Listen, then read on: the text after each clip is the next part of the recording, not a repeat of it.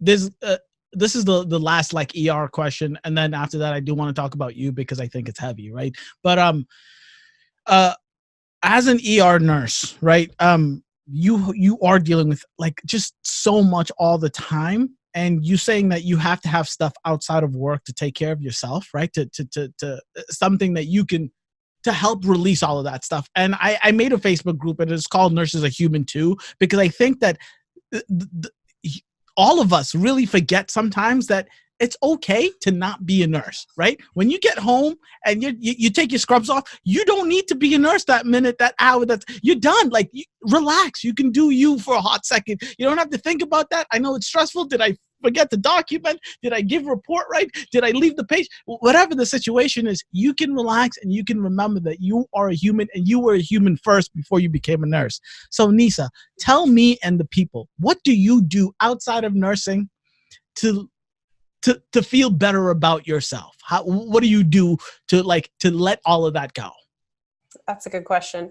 So some of the things that I do, I do like to run. I'm very, very slow, but I take my puppy and we do the best we can.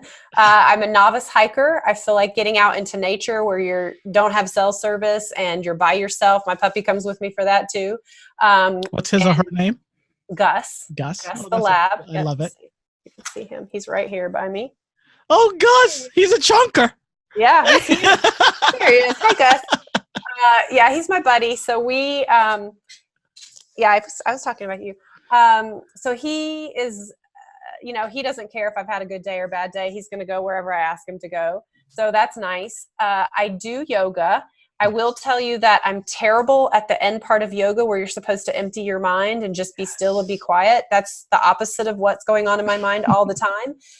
There was a yoga studio downtown about 3 blocks from the ER.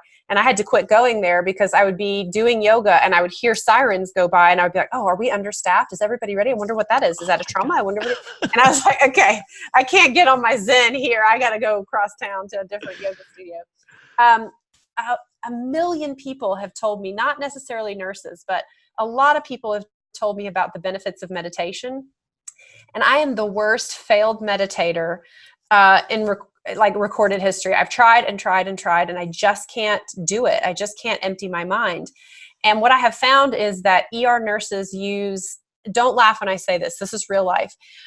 We use gangster rap and 80s hair metal and punk rock, and this is our meditation. Like sometimes blasting those loud, obnoxious things at 10 does help you to empty your mind. It's the way that we do it. I asked our listeners to send me like, what's your pump up song that you listen to on the way to work to get you like in the headspace for a shift? And they sent me the most explicit rap and metal and punk and all of it. And I was just like, you guys are some crazy, I can't publish this. Like, what the heck?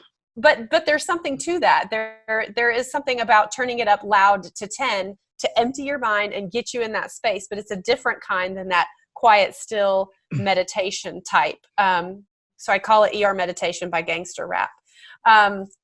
What else do I do? So another very significant thing in my life is I am spiritual. I am a spiritual person. And so a lot of times it sounds cliche and cheesy, but I do feel like nursing is a calling and that, taking care of people is a way to serve humanity. And so I pray and I try to keep a perspective that maybe this life is not all there is to it. And so sometimes that helps me get through some of the bad stuff, a death of somebody whose time it wasn't yet.